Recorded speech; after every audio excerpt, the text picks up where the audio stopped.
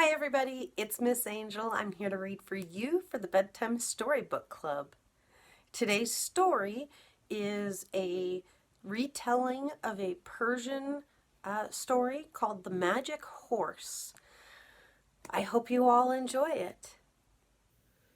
The Magic Horse, retold and illustrated by Sally Scott.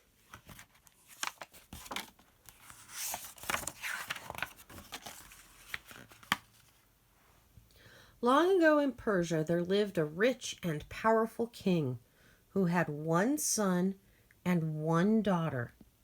Twice a year, he held a festival when his people came to him with gifts and greetings.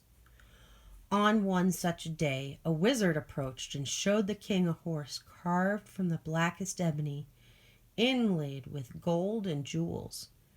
It was so beautifully made, it seemed almost alive.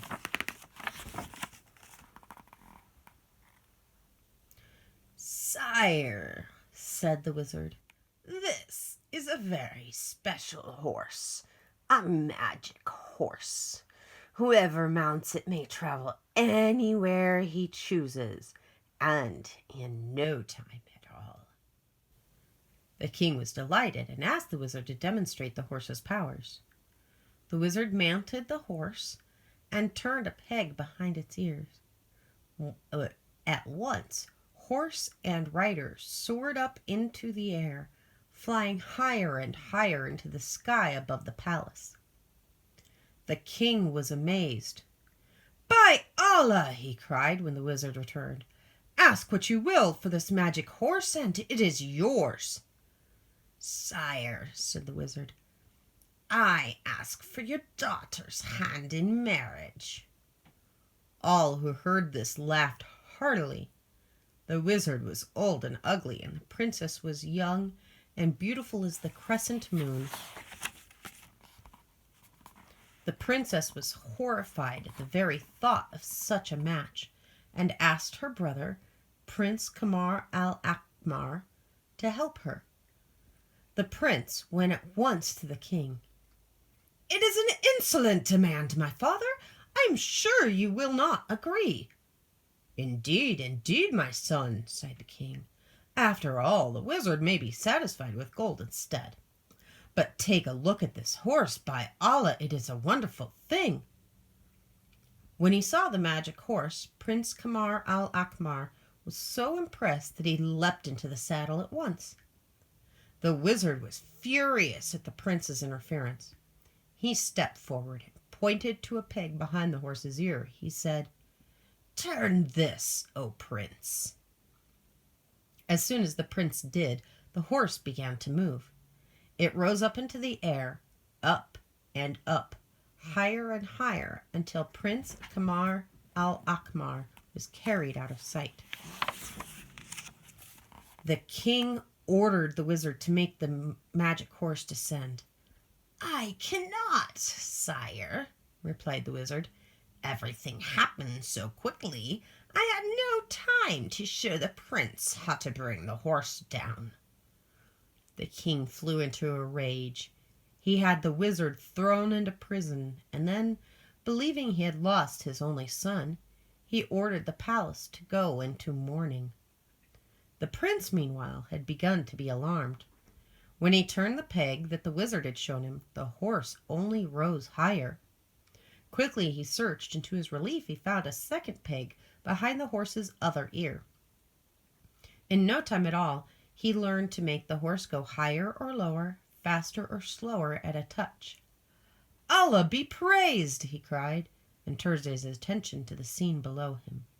He marveled at the countries he was passing over, the mountains and seas and cities and plains, until he realized that the day was rapidly drawing to a close.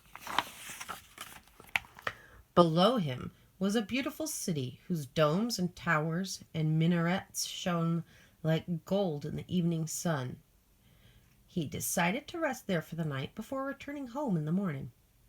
In the middle of the city was a great white marble palace, and he set the horse down on its roof. The prince was very hungry and thirsty, but he dared not leave the horse until late at night when all the inhabitants would be asleep. At midnight he went down a staircase and found himself in a magnificent court, paved with marble. He saw a light shimmering through a half-closed door, and making his way towards it, he stepped inside. A guard lay sleeping by the glow of a lamp, his saber at his side. Prince Kamar al-Akmar crept silently across the room, and raising the curtain to an inner chamber, he looked inside. In the middle of the room was a jeweled couch, and on it, fast asleep, lay the most beautiful princess in the world. The prince was enchanted. He moved softly forward and kissed her on the cheek. At once she stirred, opened her eyes, and looked with wonder at the handsome prince. Then and there she fell in love with him, and he with her. The princess knew it was dangerous for the prince to remain in her chamber. She said he must leave at once, but begged to go with him. The prince joyfully agreed. They crept out onto the roof and mounted the magic horse, setting off just as dawn began to break over the marble palace. They flew over lands and seas and mountains until at last they came to the prince's homeland. He set down the horse in a summer pavilion just outside the walls of the city. "Wait here, my love, while I go and greet my father," the prince said. "I will prepare him so that you may be received as befit your royal rank." The prince hastened to the palace, and at the sight of him there was great rejoicing. The king welcomed him with tears in his eyes, and, on hearing of the princess, declared that he would be delighted to receive her.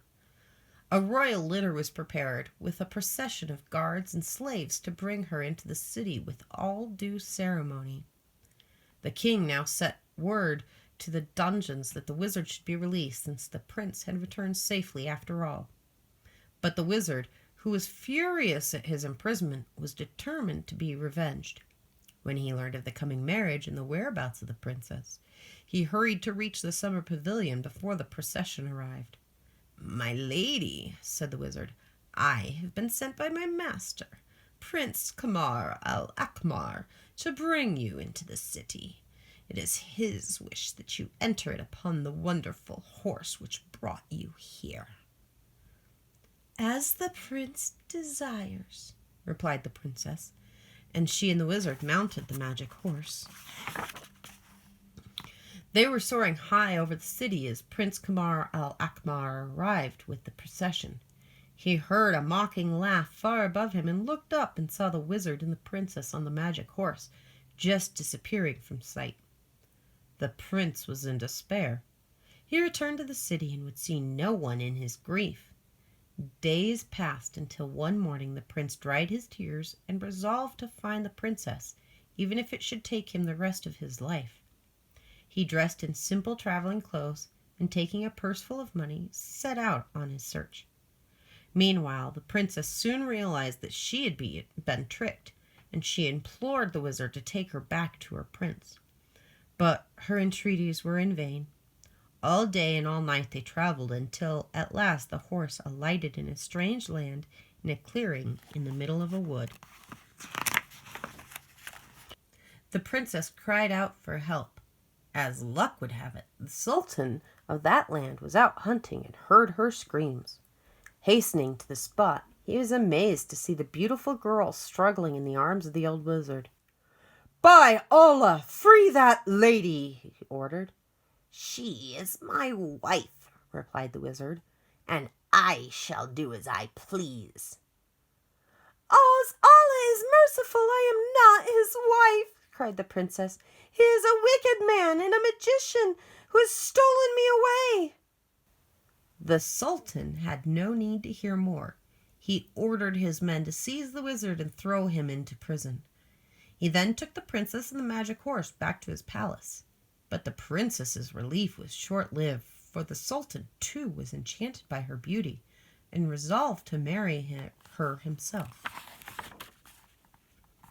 The princess was alarmed, and so she decided to gain time by pretending to be mad. She tore her clothes and her hair, shrieked and rolled on the floor, and attacked the sultan whenever he tried to approach her.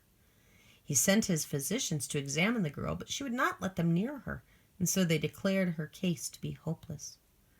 The Sultan offered a large reward to anyone who could cure the princess. All this time the prince had been wandering from country to country, asking for news of an ebony flying horse and a beautiful princess, but no one had seen or heard of them. One day he came to the land of the Sultan, and there he learned of the mad princess and the search for anyone who could cure her. At once he disguised himself as a physician and went to the palace. The Sultan ordered that he be shown to the princess's chamber, where he could observe her from behind a lattice, since she would allow no one to come near her. There sat his princess, beautiful and distraught, weeping and singing a melancholy song. He returned to the Sultan and said that he knew both the nature of her illness and the cure. "But, sire, in order to deal properly with the case, I must know how the princess came here," said the prince. The Sultan told him of how he had rescued the princess and the ebony horse.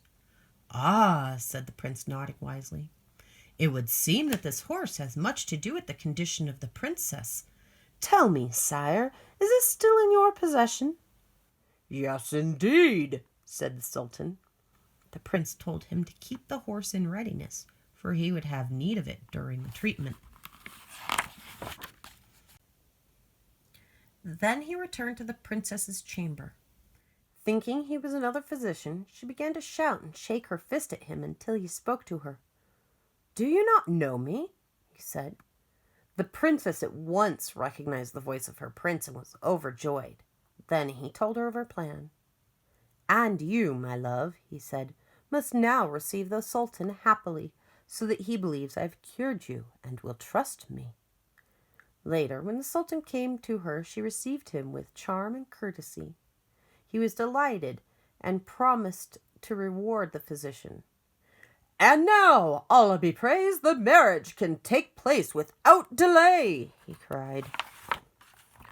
"Ah, sire," said the prince, "I must advise against being too hasty in this manner. In order to effect a complete cure, the magic must be cast out of the horse. Otherwise, I fear the madness will return to the princess." The Sultan, willing to do anything which would avoid such a catastrophe, agreed at once. "The horses," said the prince, "must be brought to the spot where it first landed, together with the princess and such items as I require, and there I shall proceed with the treatment." Of course, by Allah, it shall be as you wish, O most excellent physician," the Sultan exclaimed. According to the prince's orders, the princess was arrayed in wedding finery, and she and the magic horse were taken to the clearing in the wood. At the prince's command, she was lifted onto the horse while he turned to the courtiers. "On no account," he cried, "must anyone approach the horse during the ceremony. No doubt you will see it buck and start, but any interference will ruin my work and will do untold damage to the princess." And then turning to the Sultan, he bowed. "With your leave, sire." "Proceed, proceed," cried the Sultan eagerly. The prince took a taper and lit the charcoal burners and the incense, which had been set in a circle around the horse. They soared high above the heads of the Sultan and his men before disappearing from their view. Half the day the Sultan waited for their return, until at last he realized that he had been tricked. The prince and the princess returned to the prince's homeland. An ambassador was sent to ask her father's consent to the marriage. He was delighted to agree, thankful that she was safe and well. And so Prince Kamar al-Akmar and his princess were married without more ado and with much feasting and rejoicing. But the king ordered that the magic horse be broken up into 1,000 pieces so that it would never fly again. The end. That was The Magic Horse by Sally Scott. I really enjoy the artwork in this. I do have to say, I'm not a big fan of Love at First Sight, but I get it. It's a fairy tale. And I wonder what happened to his sister. Did anybody else think, oh my, we start with one princess and we totally don't have anything that we talk to her about her again? Did he just forget his sister existed? What happened to the wizard? We just lose him too. Anyway, so I hope you enjoy this story. It's very different from ones that we have read before in certain aspects because I don't typically do a lot of fairy tales. But tell me what you think. You can follow me on Facebook and leave comments there. You can leave a comment here. Subscribe if you haven't already. And I've included a playlist of my story a day project that I'm trying to do. I hope you enjoy these while you are on your shelter in place. Have a nice day. Bye.